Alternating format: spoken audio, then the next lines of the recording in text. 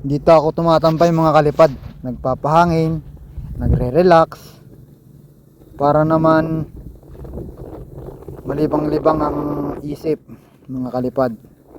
Yan, ito yung aking talagang tambayan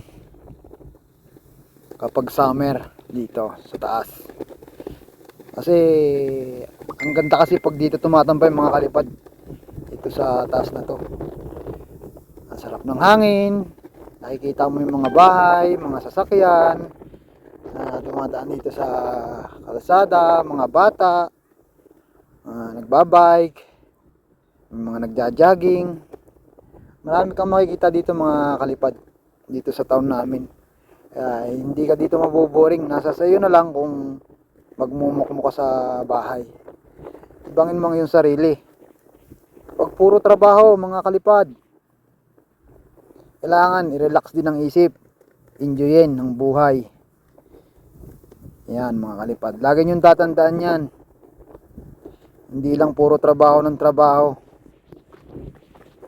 Kailangan nag-i-enjoy din, nire-relax ang katawan para hindi naman agad tumanda. Saka lagi dapat tayo naka-smile mga kalipad.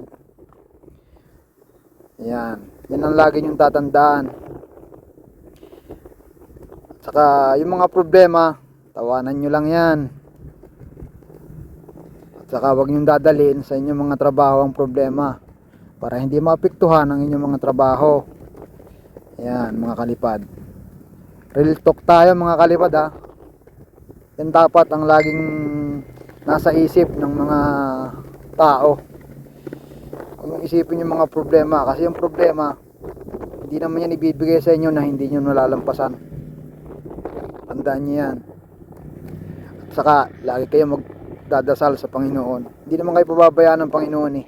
Manalig tayo sa Kanya. Yan lang mga kalipad. Yan ang real talk sa buhay natin. Huwag niyong kalilimutan yan. Paalala ko sa inyo mga kalipad. Salamat!